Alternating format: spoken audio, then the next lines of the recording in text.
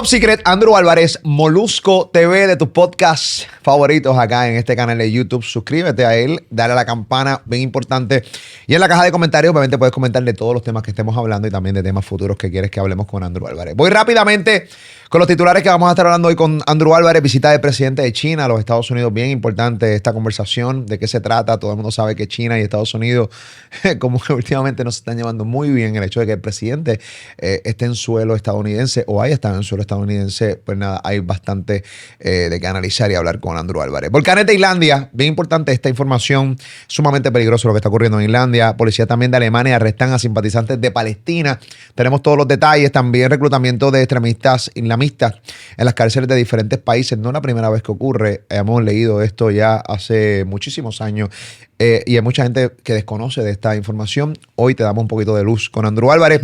Y 59 militares han resultado heridos durante la última semana en Medio Oriente. ¿De qué se trata todo esto? Lo intentamos tratar cada uno de estos temas aquí en Top Secret. Andrew Álvarez, Molusco TV. Andrew, buenas tardes, buenas noches, buenos días, buen fin de semana, ¿qué es la que hay? Bueno, aquí estamos contigo una vez más y con los buenos amigos y amigas que siempre se conectan a tu canal. Y bueno, el mundo, ya tú sabes, sigue girando y nosotros pues tratando de ubicarnos acá en el movimiento de nuestro mundo, de nuestro planeta. No es fácil, hermano, o sea, la cosa se complica todos los días y tratar de entender la realidad que estamos viviendo se complica aún más. Yo no quisiera estar, ¿verdad?, en los zapatos ni en la silla de ninguno de los gobernantes actuales, porque definitivamente sea Rusia, sea China, sea Estados Unidos, sea la Unión Europea, donde quiera que se esté, hay demasiadas situaciones complicadas. No solamente la cuestión de las guerras, la economía, la sociedad, la migración, el ambiente. O sea, es una cuestión fuerte, ¿no? Difícil. Pero aquí estamos contigo y vamos a dilucidar algunas de estas cositas que están pasando aquí ahora. Primera visita desde el 2017 del presidente de China a los Estados Unidos. Son los dos titanes económicos del mundo. Sabemos que China y Estados Unidos en los últimos años han tenido como una diplomacia, pero sí, sabemos que China quiere controlar básicamente la economía del mundo. ¿A qué se debe la visita del presidente de China a Estados Unidos? Bueno, la visita es porque hay un foro, ¿no?, específicamente que tiene que ver con el Pacífico, donde los países asiáticos y países también como Estados Unidos tienen esta reunión donde discuten pues situaciones económicas y otros problemas más que puedan haber en la región del Pacífico. Pero específicamente la reunión entre Xi Jinping y Joe Biden pues se hizo aparte de este foro internacional donde van diversos representantes internacionales. Se hizo allá cerquita de la ciudad de San Francisco. En el día de ayer estuvieron platicando los dos, estuvieron 4 horas reunidos el presidente de Estados Unidos y el presidente de China. Y se estuvo hablando, ¿no?, de la necesidad que hay de poder limar asperezas y llegar a algún tipo, ¿no?, de nuevo entendimiento económico y de intercambio entre Estados Unidos y China, específicamente porque son las dos potencias económicas más grandes del planeta y una y otra se necesitan. Basándose en esa idea, pues más o menos pues, se trató de hilar y de buscar, ¿no?, que haya una relación más abierta, diplomática, pero inmediatamente siempre sale, como dice la píldora venenosa, sale aquí lo que separa realmente a China y Estados Unidos, y son las situaciones con Taiwán y el mar meridional también de China, ¿no? La situación militar, lo que pueda estar implicado en todo esto. Y China le habló bien claramente, ¿no? Cuando digo China, pues el presidente Xi Jinping le habló claramente a Joe Biden: no se metan en Taiwán, dejen de estar dándole armamento a Taiwán. Taiwán nos pertenece y es inevitable que China tome a Taiwán nuevamente como lo que es parte de China, una sola China, y ustedes, Estados Unidos, reconocen que eso es así que no intervengan. Por otro lado, pues Biden le contestó, ¿no?, que ellos reconocen a una única China, pero que Taiwán también tiene una identidad política, que Taiwán también tiene su propia identidad nacional y que Estados Unidos los va a seguir apoyando en la medida que sea. Wow. No se resuelve la situación, seguimos en el mismo, como digo yo, compás de espera a ver qué pasa. Taiwán nuevamente sigue siendo, ¿no?, la fruta prohibida Y en esta situación, en el mundo donde estamos ahora con todos los problemas que se están dando y que acontecen, pues tener otro conflicto activo sería sumamente detrimental, peligroso para toda la humanidad. O sea, nadie quiere ver a las dos potencias más poderosas del mundo en una guerra regional, sea ya en Taiwán o una guerra a nivel ya mundial, porque eso no es lo que queremos ni es lo que le conviene a nadie. O sea, ese sería pues el principio del fin. ¿Cómo tú puedes catalogar una reunión como esta, donde de repente el presidente de China le dice, está chévere y todo, nosotros podemos llegar a entendimientos económicos, claro. Está, ¿no? Podemos sentar en una mesa, pero no te metas más en Taiwán. O sea, no le mandes más armamento a Taiwán. O sea, y como, o sea, yo no sé cuál es tu análisis, pero ¿cómo tú crees que haya terminado una reunión como esa? Bueno, se dieron las manos como todo el mundo, protocolo y toda esa cuestión que todo el mundo sabe, obviamente. El photo opportunity y toda esa sanganaza que se hacen, ¿verdad?, para vender prensa. Pero definitivamente no creo que se haya llegado a ningún acuerdo de nada. O sea, no va a mejorar la economía con China, apúntelo. No van a mejorar las relaciones internacionales con China y las disputas que ya hay entabladas, ¿no?, por la situación del mar meridional de China con los países que están en esa región, como la situación de Taiwán, que son dos situaciones diferentes, aunque son marítimas, en el sentido de que son situaciones fuera de la costa de China y es parte del reclamo territorial chino. Eso no se va a resolver. Estados Unidos, para que eso se resuelva, tendría que echar un paso atrás y dejar a China intervenir en Taiwán. Tendría que echar un paso atrás en el mar meridional y dejar que China se apropie de todo aquello. Obviamente no lo puede hacer, porque entonces le está entregando en bandeja de oro, ni siquiera de plata, en bandeja de oro, a China un poderío económico descomunal que impulsaría a China a ser la primera potencia del mundo en lo que resta de este siglo XXI. ¿Lo entendió? Dicho de esa manera, para que vea por qué Estados Unidos mete las narices allí, porque quiere frenar a China. Y porque obviamente ha estado ayudando a Taiwán desde el pasado siglo. Y Taiwán sigue siendo un freno también para China en la zona.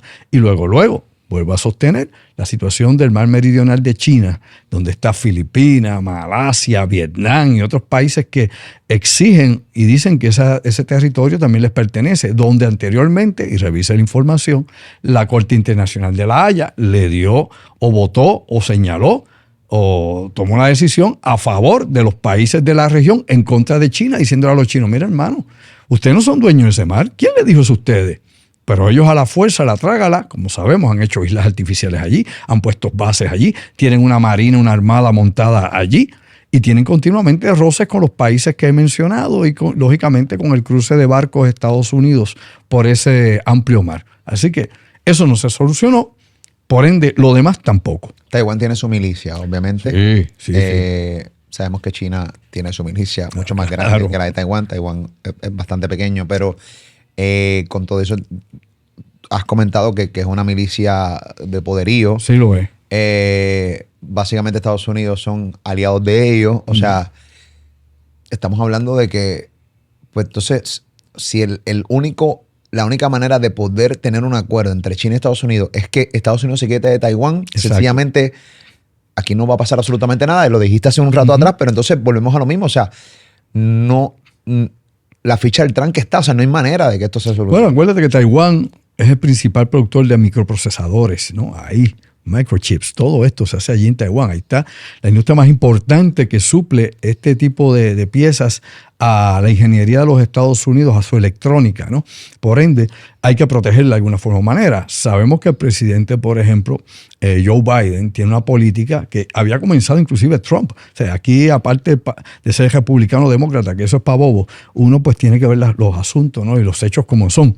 El plan aquí es poder producir todo esto en los Estados Unidos y todos sabemos que desde hace ya un par de años se están haciendo todos los movimientos posibles para que se produzcan y se fabriquen los microchips en los Estados Unidos. Todas las piezas vitales de la electrónica, ¿no?, para lo militar, para lo doméstico, para lo que fuese, ¿no?, para impulsar obviamente el control de las comunicaciones. Todo eso pues se produce obviamente allí en Taiwán. Otras partes se producen en Corea del Sur, por eso nuevamente la cuestión de Corea del Norte y Corea del Sur es por situación nuevamente estratégica, por situación económica y que es necesario para poder mantenerse, ¿no?, en la punta de arriba, ¿no?, en la cima de la montaña, controlar la pirámide de producción mundial. Si no entendemos eso, pues no vamos a entender por qué se mete este acá o se mete aquel en el otro sitio. Taiwán, como me dice, sí, Taiwán tiene un gran ejército es pequeño comparado con el de China, obviamente, pero un ejército moderno. Tienen aviones F-16, tienen los misiles de última generación de los que los Estados Unidos le ha vendido y siguen entrenando y preparando su ejército para una posible invasión de China. Así que estamos a la expectativa de qué va a pasar en los próximos 3 o 5 años, que es cuando esto va a explotar, para que lo sepa desde ahora. De aquí, de 3 a 5 años, Taiwán va a estar a punto de caramelo. Veamos a ver si los chinos realmente intervienen finalmente, si no es que acontece algo aún más grande. ¿Y qué va a hacer Estados Unidos de aquí a 3 o 5 años si su posición se ha mantenido y si la guerra Ucrania todavía está ahí, si la situación en el Oriente Medio no se empeoró con la cuestión de Gaza, etcétera, etcétera? Así que ese es el mundo, un mundo en cambio, un mundo que a veces parece estar loco y sin ideas, pero ahí vivimos nosotros. Y lamentablemente ni tú, ni yo, ni Molusco, ni ninguno de nosotros tiene control de la situación. ¿Cuál sería la acción de Estados Unidos si mañana China le da por invadirlo?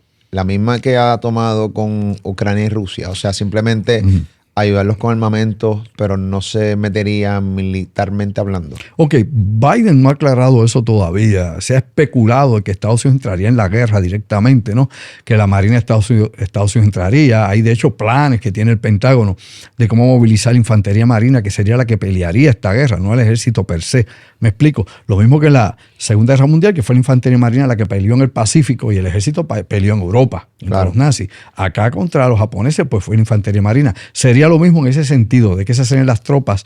Y esas tropas no entrarían en China. Es decir, una guerra con China no lleva y no estaba planificado entrar dentro de China, sino estar en el perímetro de islas de la región y combatir en el mar, combatir en el océano. Lo que sería una guerra, pues bueno, a nivel marítimo, a nivel de alta tecnología, no tantas tropas en movimiento y sí aviones, submarinos, barcos y obviamente hackeo electrónico de todas clases, una guerra híbrida.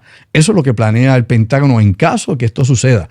Tampoco, como te dije hace un momento, no se ha dicho si Estados Unidos va a entrar directamente o si, como pasa en Ucrania, va a estar dando el armamento, equipamiento, dinero a Taiwán, lo que sería otro gasto adicional porque ya está dando miles de millones de dólares allá en Ucrania, miles de millones de dólares para la guerra también allá en Gaza, a Israel, y ahora estaría dando miles de millones de dólares adicionales a Taiwán, así que la economía de Estados Unidos no podría sobrevivir manteniendo 3 conflictos o 3 guerras proxy. ¿Lo entendemos? Dicho eso, pues bueno, simple y llanamente, Molusco, hay la segunda opción, que sería la intervención, unido a Japón, unido a Australia, que serían países que entrarían alegadamente en este conflicto en caso de ser así. Corea del Sur no se ha declarado activo en un conflicto contra China. Corea del Sur tiene sus propios problemas con Corea del Norte. Así que es un panorama complicado. Lo que no sabemos es si iniciase una guerra por Taiwán o una invasión anfibia para capturar a Taiwán, ¿no? A la provincia rebelde de los chinos. Si Corea del Norte aprovecharía esto para comenzar una ofensiva contra Corea del Sur, complicando el panorama completamente en Asia, estaríamos allí, obviamente, un pandemonium. Ucrania por un lado con Rusia, Corea del Norte con Corea del Sur, China con Taiwán, Estados Unidos involucrados en todas. Venezuela próximamente. Bueno. Como con Guyana, la Guyana británica. Dios mío, señor. Esto es un mundo de mierda en el sentido de que tenemos el talento de poder comunicarnos, pero realmente nos comunicamos, pero las diferencias son tantas y todo por un solo fin: economía, dinero, poder. Y la gente que se joda, los niños que se jodan, todavía las imágenes. Yo tengo las imágenes frescas de lo que está pasando en Gaza, lo que está pasando en Israel. Veo la prepotencia de todos estos líderes. No, aquí nadie se puede meter, Israel se va a imponer, que si Gaza, que si... No, nadie se detiene. Gente inocente muriendo, todo por la economía, porque todo lo que analizamos siempre es lo mismo. Es que yo quiero que estas fábricas de microchips sean acá en Estados Unidos. Es que yo quiero que esto se haga acá, no que esto se lo haga. Es una cosa, todo por dinero. Claro.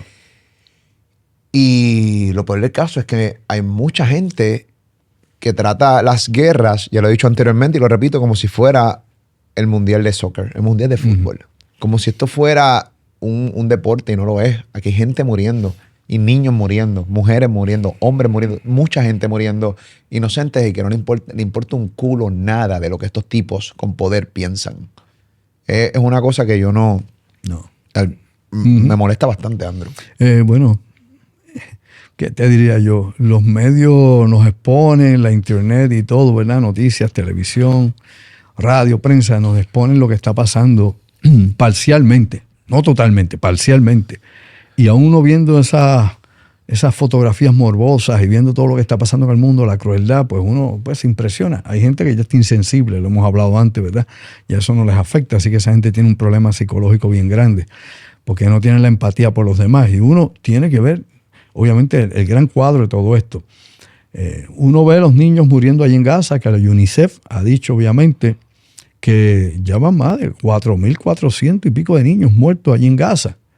Y esto es una institución aparte de lo que puede hacer el gobierno de Hamas allá, que manipula los números.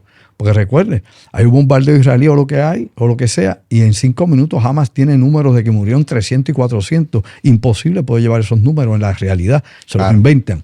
Así que uno tiene que tener cuidado de lo que uno lee. Que si con la desinformación temeraria que hay. Grave. Hay obviamente, como ha pasado con Ucrania y Rusia, pues una gran desinformación y hay obviamente ese tipo de estrategia para estar desinformando a la gente o creando opinión pública negativa contra uno, vis a vis el otro, lo que sea.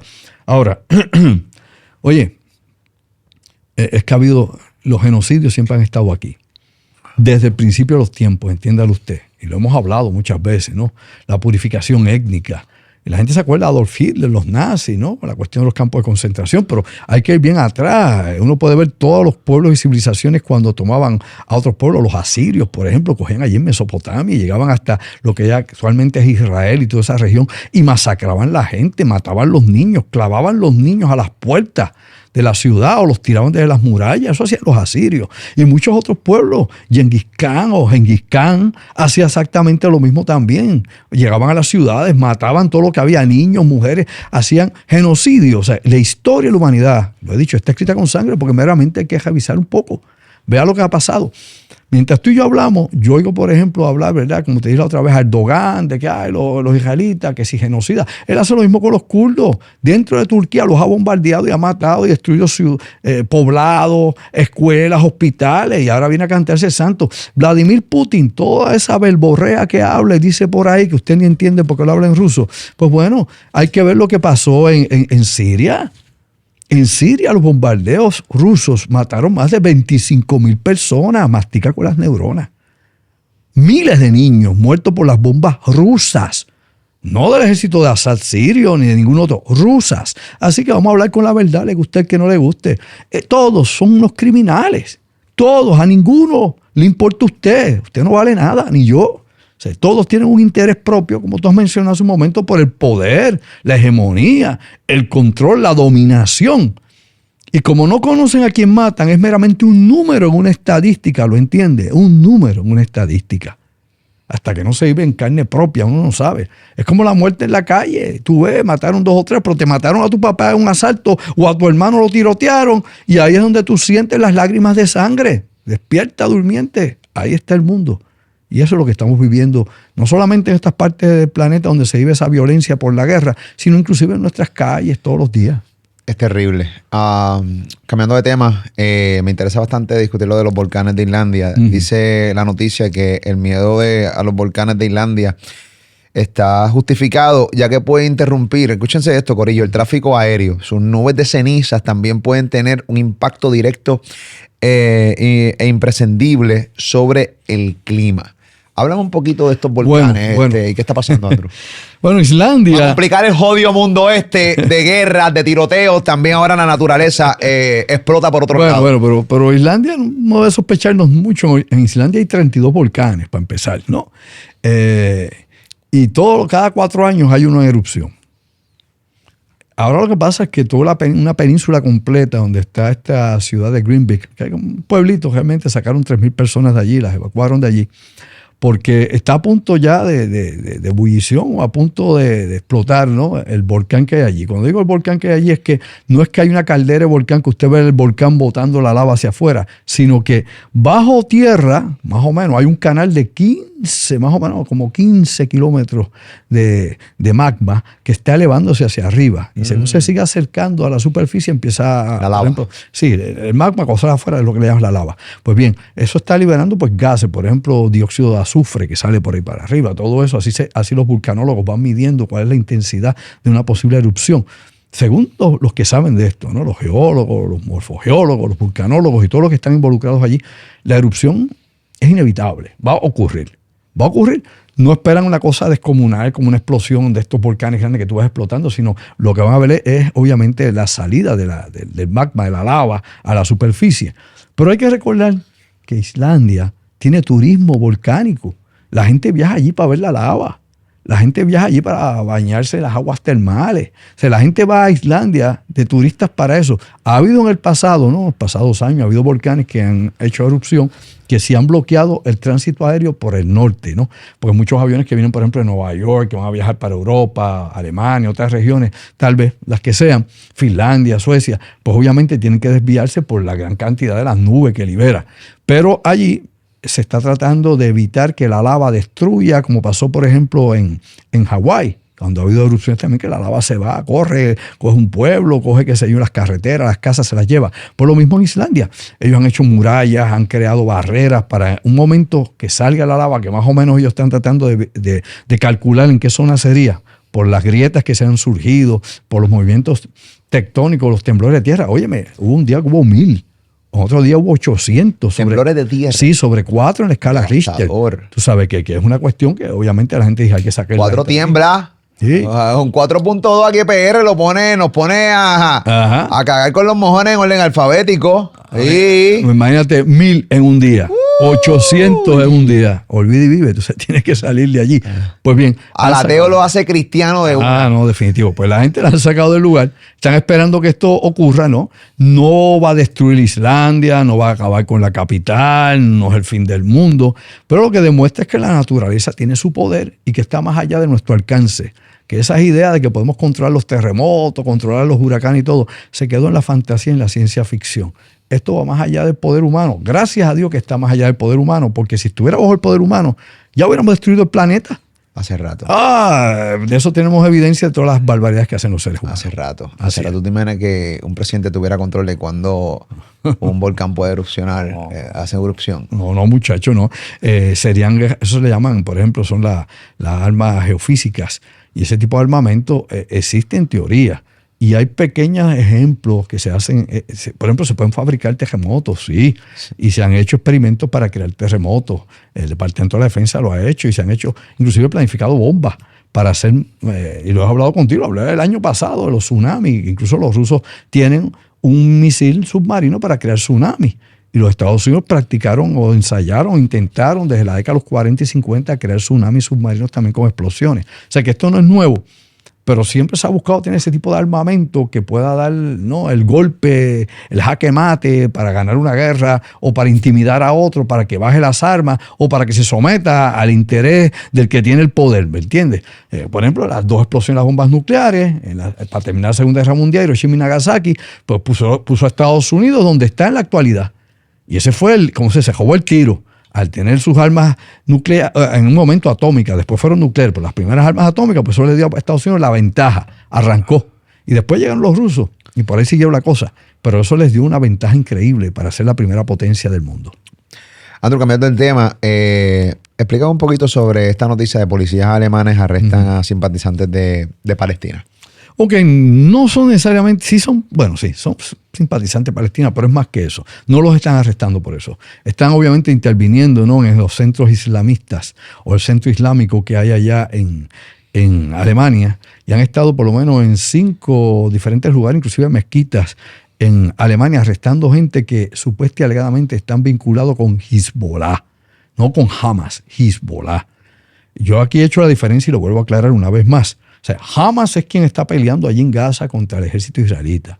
Hezbollah es quien está en el Líbano. Hezbollah es mucho más poderoso que Hamas, no solamente porque tiene mejores armas, más gente, sino que Hezbollah lleva a cabo operaciones internacionales.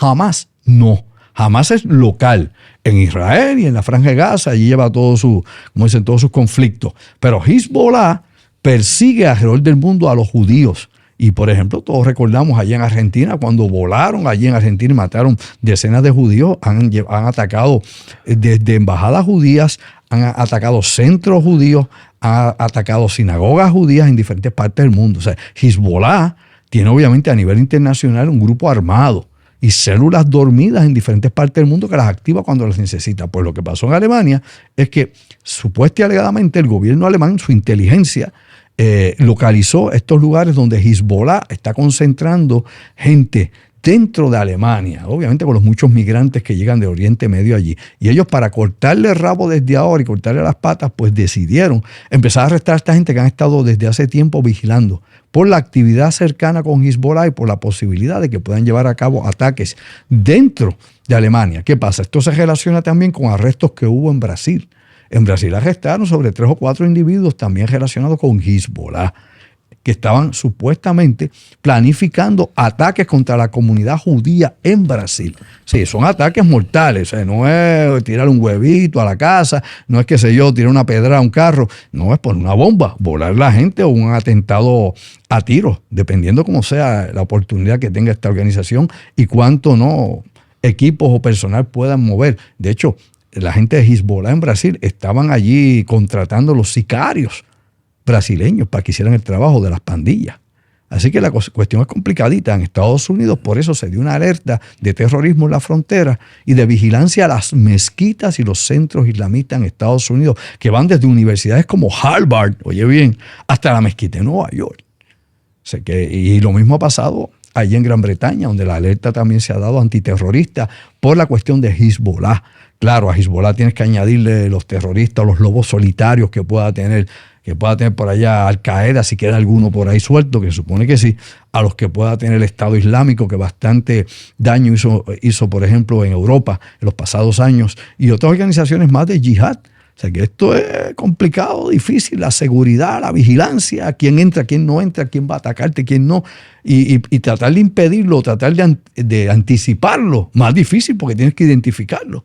Y si usted tiene una memoria histórica, se da cuenta que la mayoría de los tipos que han llevado este tipo de ataques no están identificados. Ahora, hay un por ciento, tal vez el 30% de los atacantes yihadistas en Europa, inclusive en Estados Unidos, ya los conocía la policía, pero es un 30%. El 70% es gente que está por debajo del radar, no sabe quiénes son. Wow. Quiero hablar de un tema que ya lo hemos hablado anteriormente, pero la gente desconoce bastante. Y es el reclutamiento de extremistas islamistas en las cárceles de diferentes países. Sí. ¿Desde qué época se hace esto? O sea, esto es literalmente, tú eres títere, a ti te gusta esta vuelta. Vente, sal, vamos para la verdadera calle. ¿Cómo corre esto, Andrés? Bueno, a raíz de la cuestión del 9/11, ¿verdad? Y surge Homeland Security, surge la ley de Patriota y todas estas cuestiones de Estados Unidos tratando de prevenir que en el futuro no ocurriese otro ataque de esa magnitud, pues empezó a investigar y a vigilar, ¿no?, grupos culturales, de reunión cultural, por ejemplo, Oriente Medio, las mezquitas, centros islámicos, como te he dicho, centros de investigación o estudios extranjeros de universidades en Estados Unidos y en Europa. Así que la inteligencia de Estados Unidos junto con la de sus aliados de la OTAN empezaron a tratar de ubicar a esta gente y lógicamente uno de los primeros sistemas a hacer esto es a nivel de vigilancia electrónica digital, a través de computadora, a través de la internet, de las redes sociales. Ok. En Estados Unidos, luego del ataque del 9/11, se descubrió que muchos de estos yihadistas los reclutaban inclusive en Estados Unidos. Por ejemplo, una mezquita en Nueva York, donde había un imán que representaba aparentemente los intereses, que los arrestaron, está preso, los intereses, por ejemplo, de Al-Qaeda. Y estaba buscando en la comunidad islámica, o en la comunidad musulmana, que no necesariamente es árabe, porque tiene musulmanes de Tailandia, musulmanes de África, de 1000 sitios, buscando obviamente simpatizantes para ir reclutándolos y tenerlos dentro de Estados Unidos para llevar a cabo ataques posteriores. Los arrestan muchísima gente, empiezan a vigilar estos centros. Se dan cuenta que hay un movimiento bien fuerte en las cárceles en Estados Unidos. Acuérdate que en las cárceles de Estados Unidos muchas cárceles son privatizadas. Aquí en Puerto Rico también tenemos eso también. Hay cárceles privatizadas aquí. Creo que Guayama es una de ellas. Pero la situación es que empiezan a ver que hay ha ido ascendiendo y creciendo la cantidad de conversos al Islam dentro de las cárceles de Estados Unidos después del 9/11. Ya había habido conversos antes de las cárceles, ¿no? Tenías a individuos como que habían estado cerca del Islam o habían entrado en el Islam, desde atletas como Muhammad Ali, que era Cassius Clay, hasta otros más que estuvieron en movimientos, por ejemplo, de liberación de los negros en los Estados Unidos, como Malcolm X y muchos más que estuvieron cerca del Islam. Ahora, directamente dicho eso, en Puerto Rico, por ejemplo, hace años atrás, el Mossad, que es la inteligencia israelita, como la CIA, había comunicado aquí de que estuvieran vigilancia, estuvieran atentos a las visitas que se hacían en las cárceles. Esto fue más o menos para allá, como para el 2009. En PR. En PR, 2009. Tú sabes que tú mencionas esto, Andrés, perdón que te interrumpa y continúa tu historia, pero no que te interrumpa. Pero mucha gente local, puertorriqueños que están en Estados Unidos, puertorriqueños que están aquí, escuchan las historias y tú hablas de esto, de que ellos han venido para acá y que en Puerto Rico incluso hasta lo cuestionan y lo dudan, pero no se dan cuenta que realmente en Puerto Rico ha pasado un sinnúmero de cosas. Incluso hay historias de que parte de los que estaban en el 9/11 estuvieron en Puerto Rico aquí y toda la vuelta. ¿Sabes? Bueno, pero Molusco, ¿qué quiere esta gente? Que eso sale en el vocero, de verdad, boludo.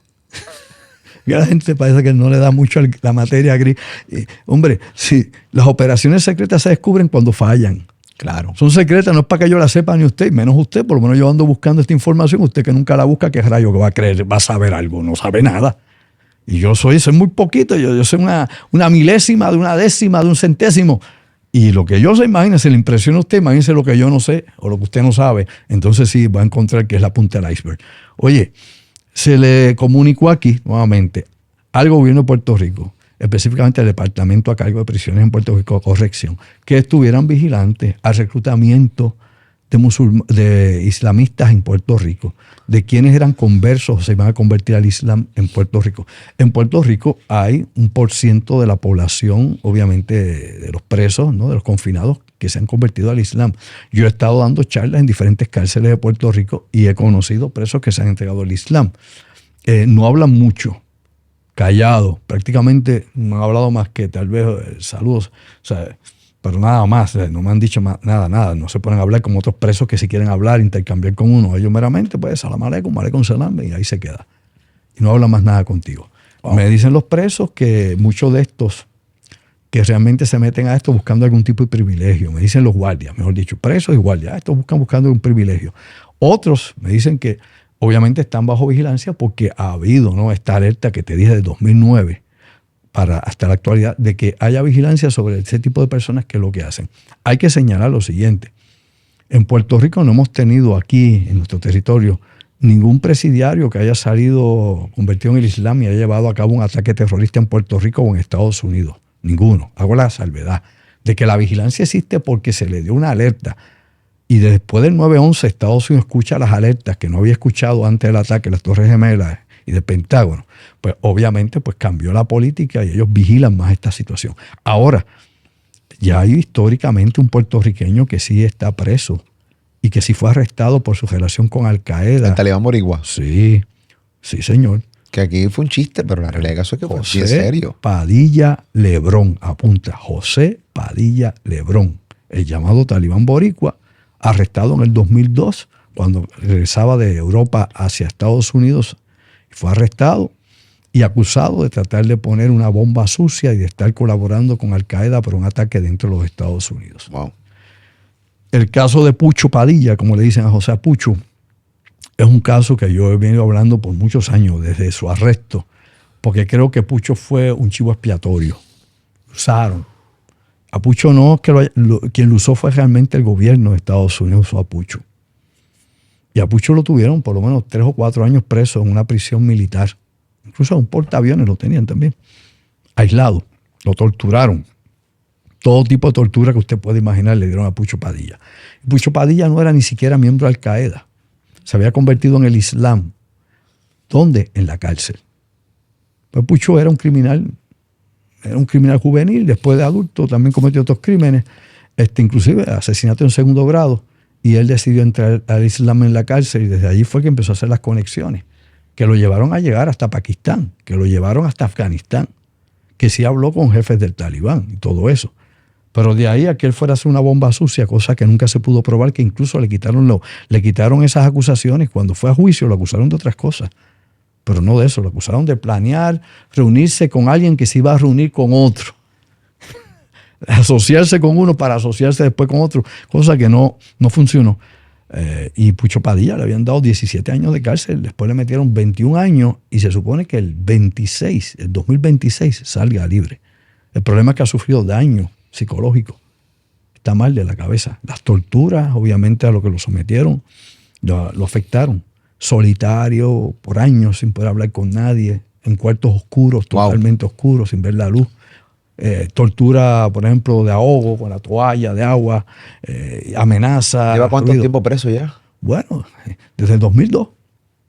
No, 21 años. Sí, después, y tuvo que esperar como 3 o 4 años para que le hicieran el primer juicio, porque fue cuando lo arrestaron, ¿no? Bajo el acta de patriota y todo lo que corría en aquel momento, pues él era considerado, ¿no?, un combatiente enemigo, un terrorista.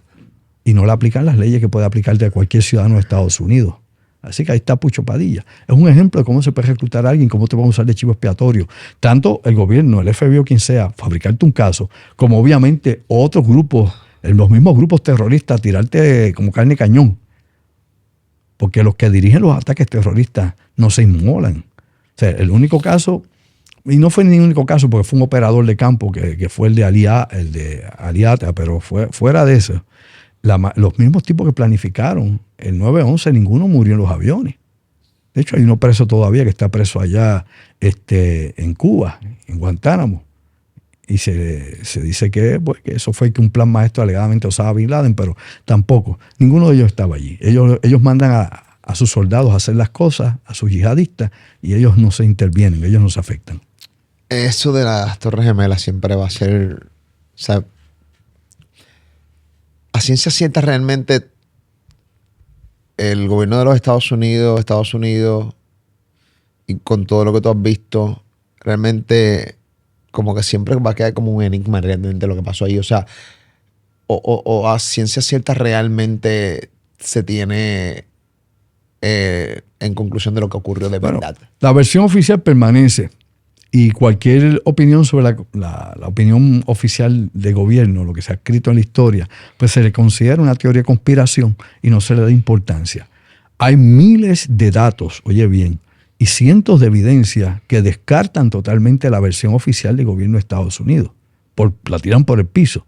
Pero a estos momentos en que yo hablo contigo aquí, si uno revisa la historia, pues sigue obviamente sosteniéndose que fue un ataque de Al-Qaeda, que obviamente bajo dirección de Osama Bin Laden, de los que estuvieron involucrados allí, los 19 terroristas que habían, que creo, si mal no recuerdo, 14 o 15 de ellos eran saudíes.